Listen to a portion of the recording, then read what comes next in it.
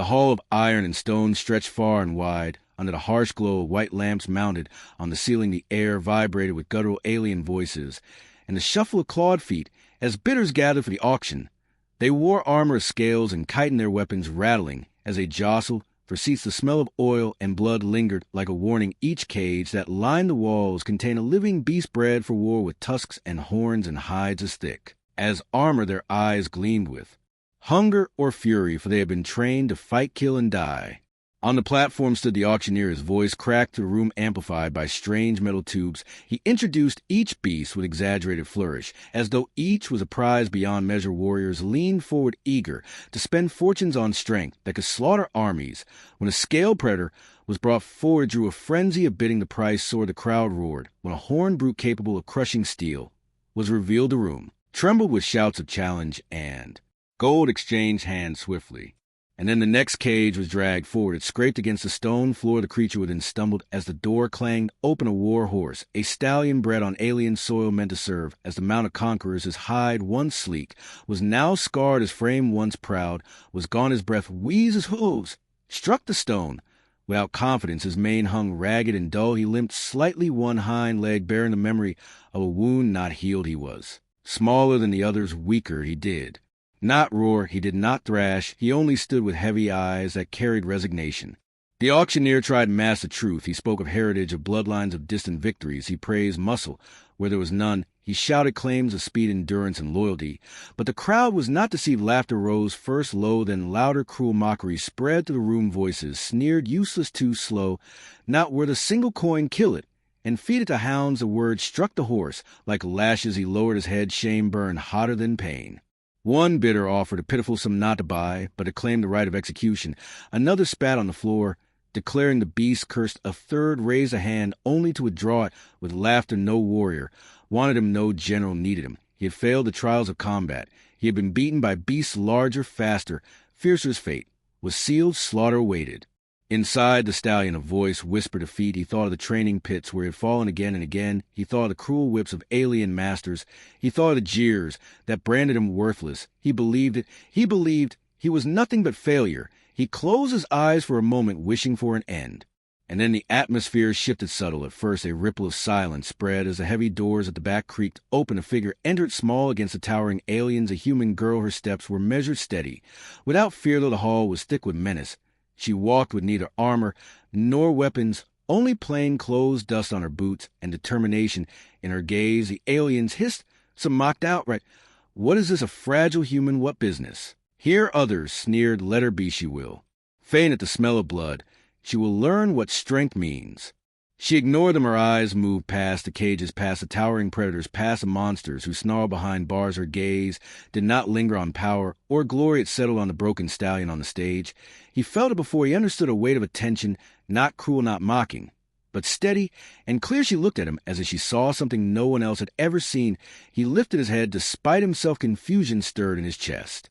The auctioneer scoffed, trying to wave her off. He shouted that this was no beast for a human, that she should leave before she embarrassed herself. But she raised her hand calmly, her voice cut to the hall. I will take him. The words were simple, spoken without hesitation. The aliens erupted in laughter louder than before. Some slapped their thighs, others hissed in derision. Take him, waste your coin. He is fit only for carrion. The auctioneer faltered, then shrugged. He named a price low enough to mock the idea of value. No one else countered, no one else cared. She stepped forward, placed the sum upon the table, and claimed the stallion as her own. The chains that bound him were unlocked. The aliens jeered louder, still calling her foolish, weak, blind, yet she did not waver. She walked the stallion, and placed a hand on a scarred neck. Her palm was small, warm, steady. He did not understand for the first time. No whip struck his flesh, no boot pressed aside, no voice demanded violence. Instead, a whisper reached him. Soft, you are mine, now you are safer. Words were simple, but they pierced deeper than any lash. He felt something stir inside, long buried beneath shame and failure. A faint ember, not yet a flame, a question, not yet an answer.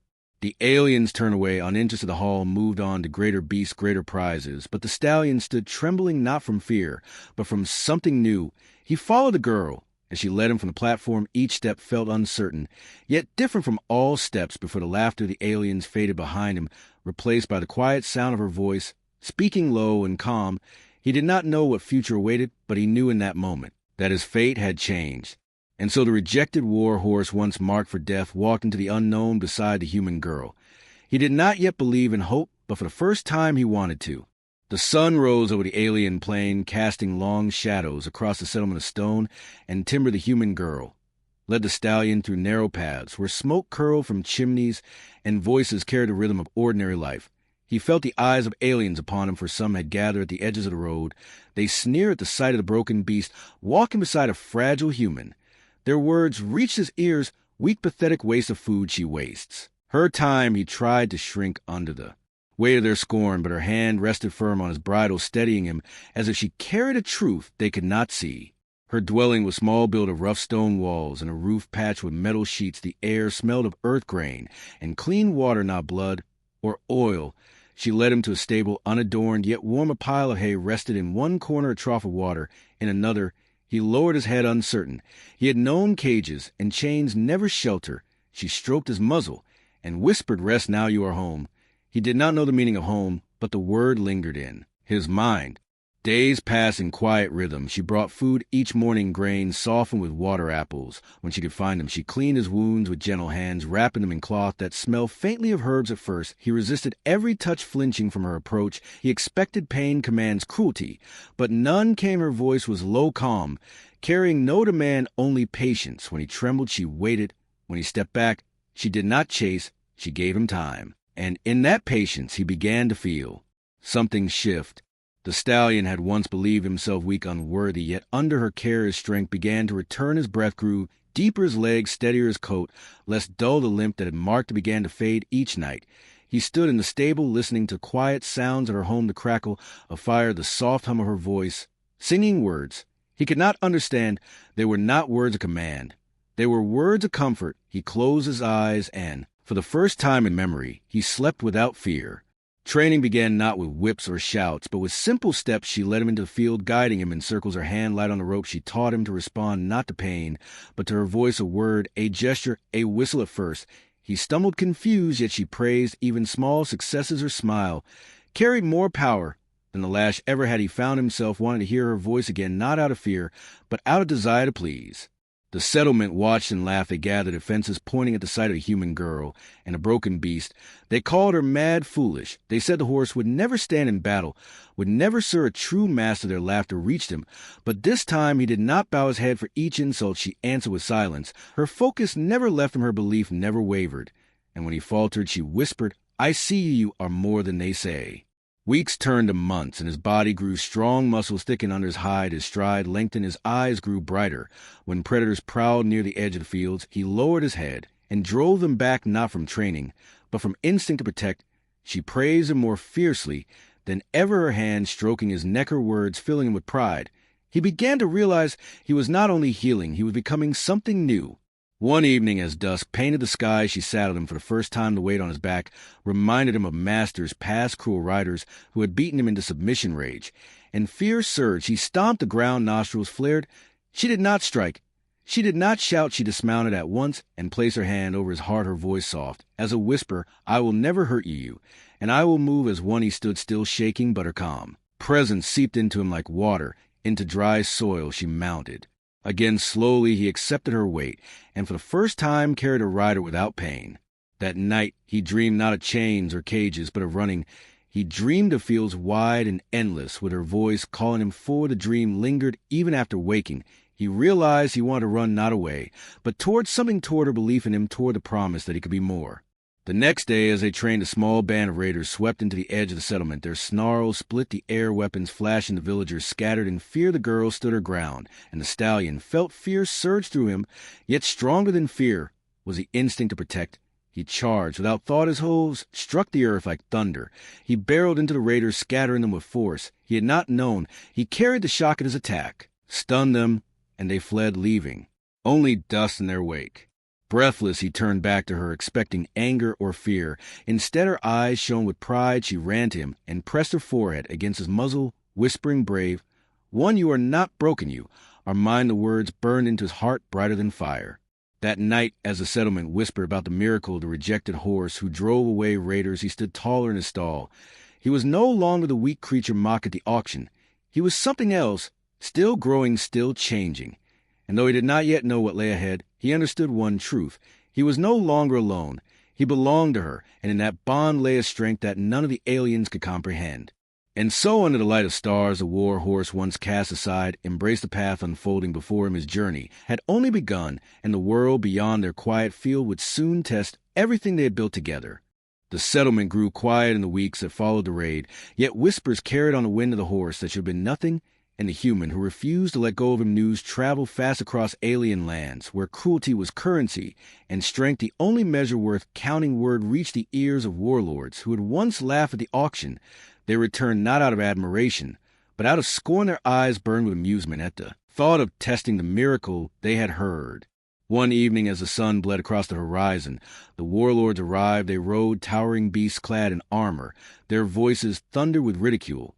They demanded to see the horse. They demanded to prove that the human had wasted her time.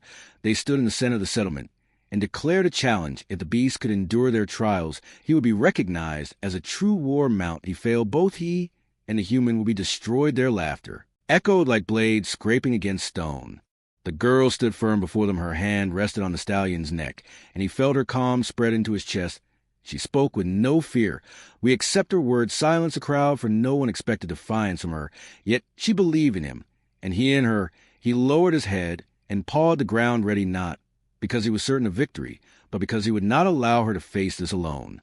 The trial was set for dawn the night before. She remained by his side, whispering words he did not understand, but felt deeply. She brushed his coat, cleaned his hooves, tightened his strength with her presence. He felt the bond between them woven tighter than any chain, stronger than any cage. When the stars wheeled overhead, he closed his eyes and did not dream of failure. Instead, he dreamed of standing tall beside her.